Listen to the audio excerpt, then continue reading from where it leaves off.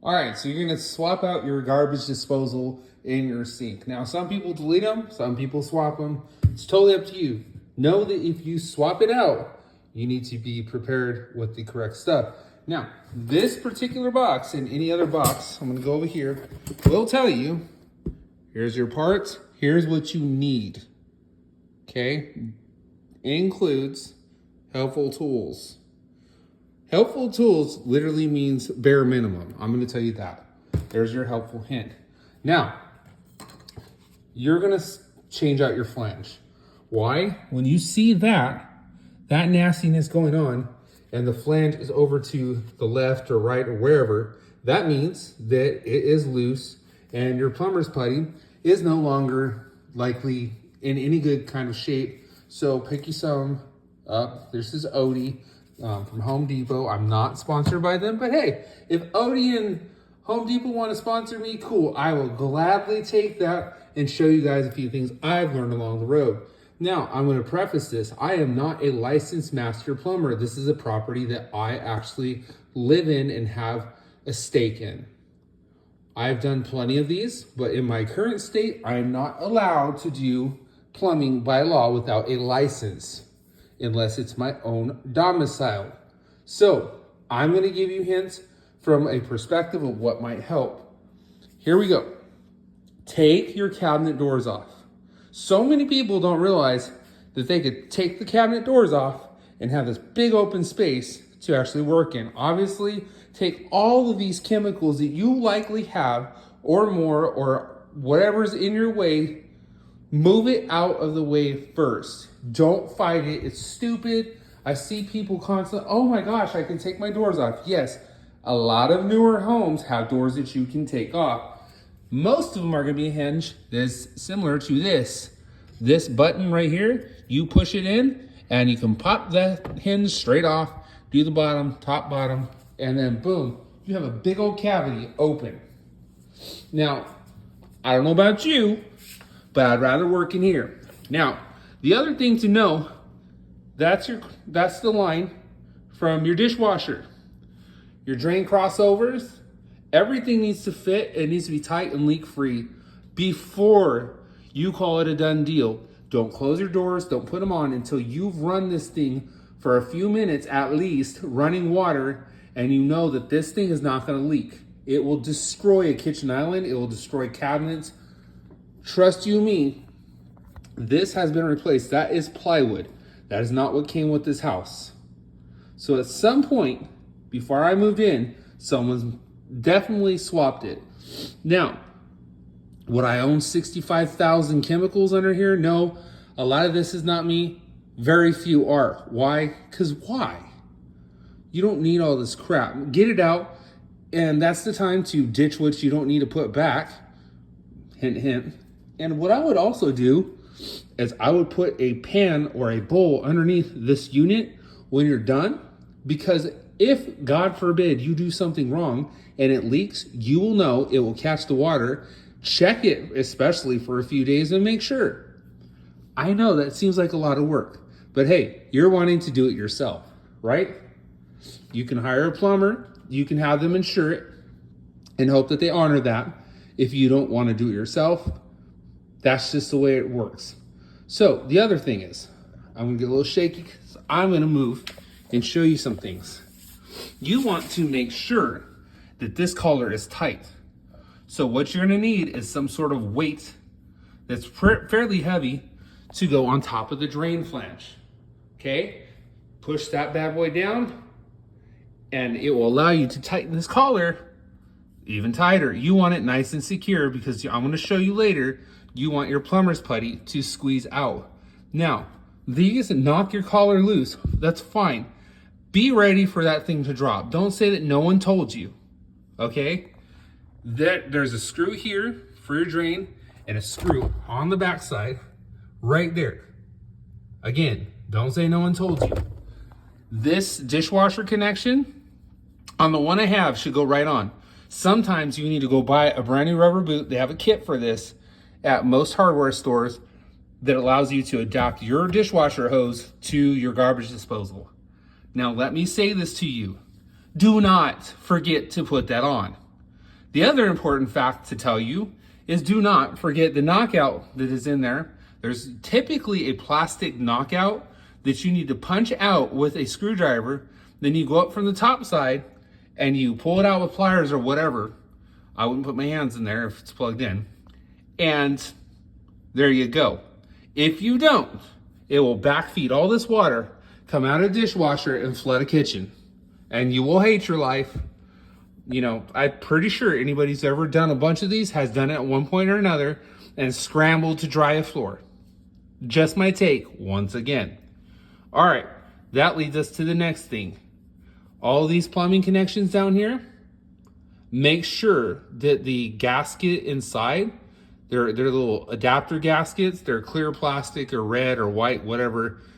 You make sure they're in good shape, because you reconnect this and you run water through it and it's not, I guarantee you're gonna have a fun leak, okay?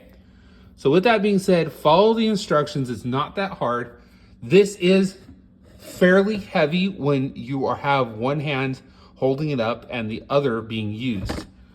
The other thing is, typically on a lot of units that I've seen, this cord has to be replaced. So you take it off of this one and put it on the new one. I haven't looked to see if this motor has the cord attached. Actually, this one does. So that's a bonus, but sometimes there'll be a plate underneath here and you have to take it off. It's Phillips #2 screwdriver. Take it off, do your wiring exactly the way it came out. This is exactly the way it goes back in. Close that sucker up. Make sure you have a grommet so it doesn't eat the wire up, and you're good to go. When you go to plug it in and test it, make sure you haven't left anything in there. Don't have your hands in there or your tools. Make sure everything is clear before you finish your project. Those are my helpful hints on doing one of these. There are tons of videos out there that can teach you how to change out flanges and crossovers and everything else you want to know, your angle stops. There are videos. My tips are to help you out with things you may not have thought of before. Make sure you have the correct socket size for this or a correct driver. If you just have pliers, regular pliers are going to be horribly hard to use in this situation. Now, you will notice, bonus tip, that it has a Phillip and a straight head. I can almost guarantee you that if this has been in here for a while, you're gonna have a heck of a time getting it tight or loose with just that.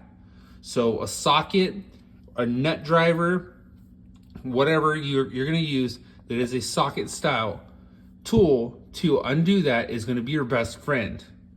Preferably, if you wanna cheat, you can use a drill of some sort.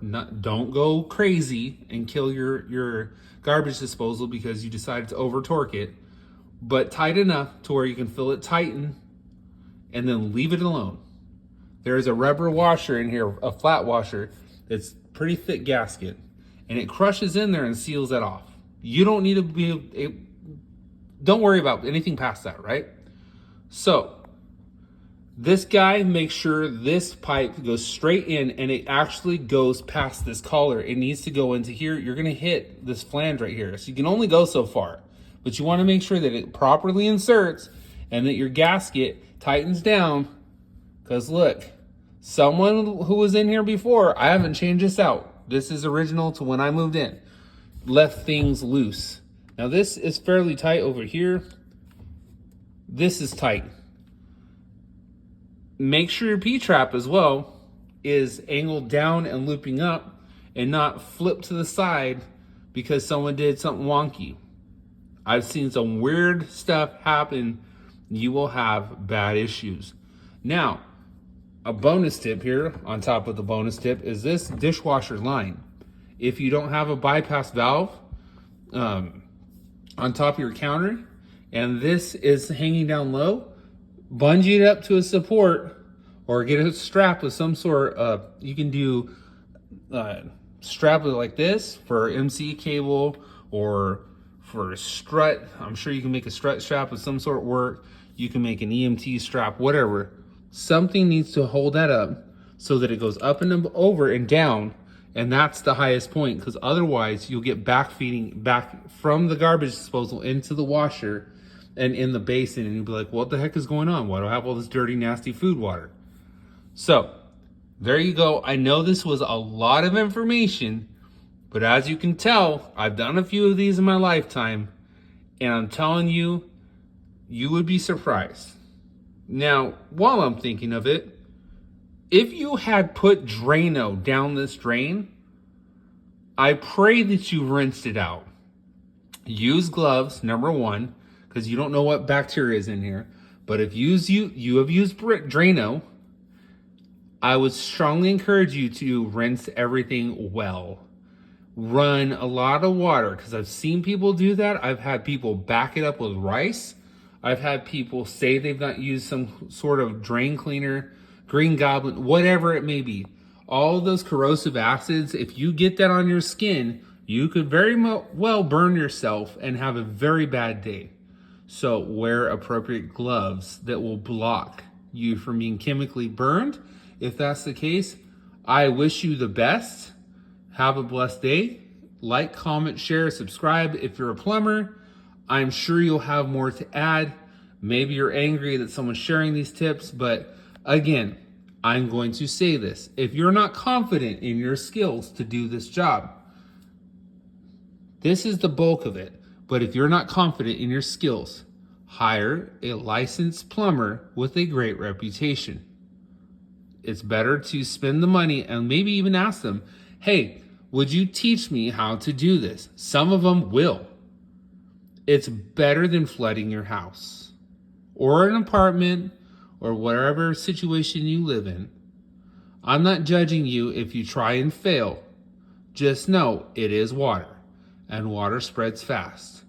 Make sure you know how to shut anything off, dry anything off, and keep yourself clear from danger. Another safety tip is make sure that your unit is unplugged before you start this. Make sure the new one is unplugged while you install it. Don't do things that can get you hurt, because this switch right here, which is not too uncommon for me to see, is very close to this when you're working on it. It's very easy to bump this in your shirt to catch and put it on, or you move your arm and you may have your hand in the wrong position. So don't be an emergency room statistic. God bless.